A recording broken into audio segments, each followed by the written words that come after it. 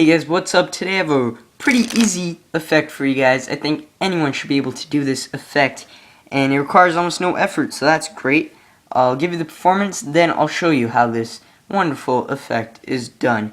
So, I'm going to start off by having the spectator cut the cards approximately in half. Suppose they think that's good. We could set the package down.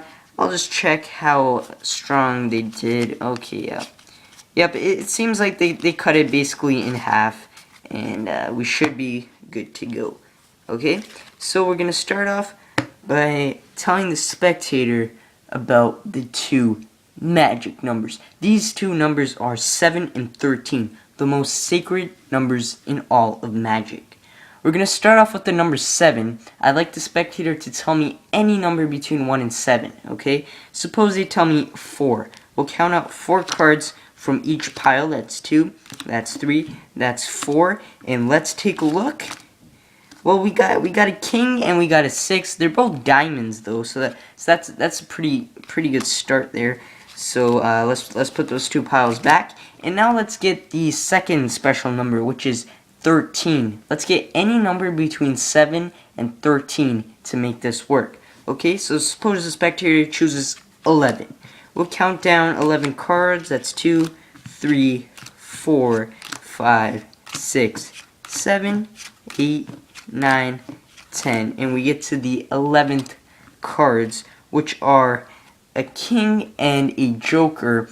And not really that many similarities here.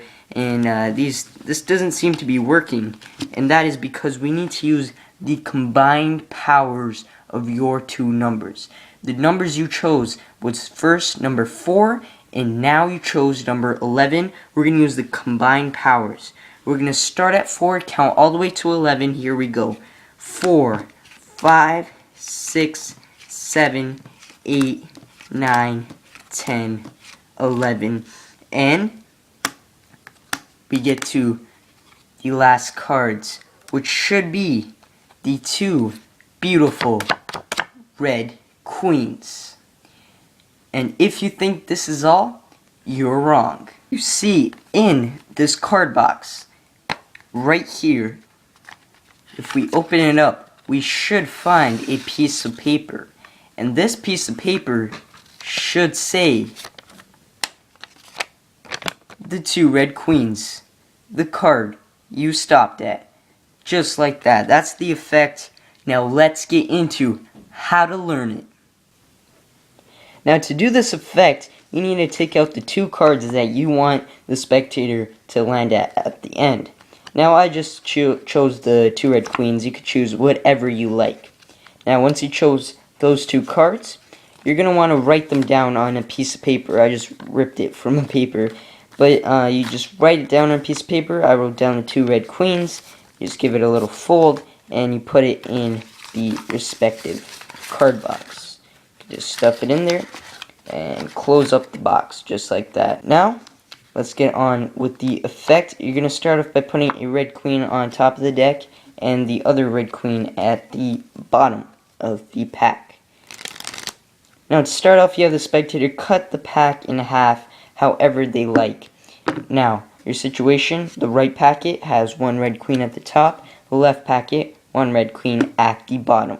Now what you want to do is you want to get this red queen to the top of the pack. And how you do that is you could say, let's check out how you did, how evenly you cut it. Now one thing you could do is you could count off all the cards to eventually get down to the last card like that. And then you could just be like, oh, nice, you cut 22 cards in this pile, that's almost even. Or what I do is to just avoid that that gap in the effect. I just kind of skim through and be like, ooh, this is nice. Kind of put some cards on top. Then when I get to that last card, I just place it on top of the pack. And just to be even, I do it to both of the piles, okay? And then I'd be like, okay, everything's good. And you, the magician, already know that the 2 red queens are at the top. Okay, now the rest of the effect kind of just works itself. Basically, you're just going to explain the 2 lucky numbers, which are 7 and 13, and you have them choose any card between 1 and 7 to start off. In the performance, I chose 4, it works with any numbers between 1 and 7 and then 7 and 13. So suppose we'll just do 4 again. We'll just go up to 4. The fourth card you turn over, and then you just kind of just go over the similarities of the cards. You'd be like, oh, that's good. You both these cards are black cards, and they're kind of middle cards in the pack. And then what you do is you turn over these cards, you take the pile, and you just put it back onto their respective piles. And then you go through it again. You say any number between 7 and 13. Suppose they choose 11. You just go through it and you count down. Actually, let's do 8 so we don't have to count that many cards. That's 3, that's 4, that's 5, that's 6, that's 7, that's 8. And you turn over the 8th cards. Oh, we got another joker. And you just say the similarities, be like, oh, they're both, okay, there's actually no similarities. You just be like, oh, that's unlucky. You got a joker and a 5. That's not very good. And then you explain that we could just use the combined power and start at 4 and go up to 8 and see where it gets us. So you go 4, 5, 6, 7. Then you should land at the 2 red queens. And then you reveal that in the box you wrote down 2 red queens. Okay? So for that final bit there, you want to remember the 2 numbers.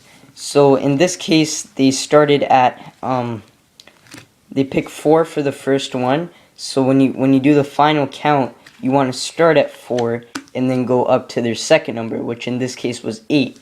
So in between 1 and 7, they chose 4, and the second time between 7 and 13, they chose 8. So you want to start at 4 and work your way up to 8. So 4, 5, 6, 7, 8. Okay? That's the effect. You just got to remember to go 1 between 7 and then 7 between 13. And then use the 2 numbers they picked at the end to do the final counting. And that's basically the effect. It's a pretty easy one. And I hope you guys enjoy performing this one.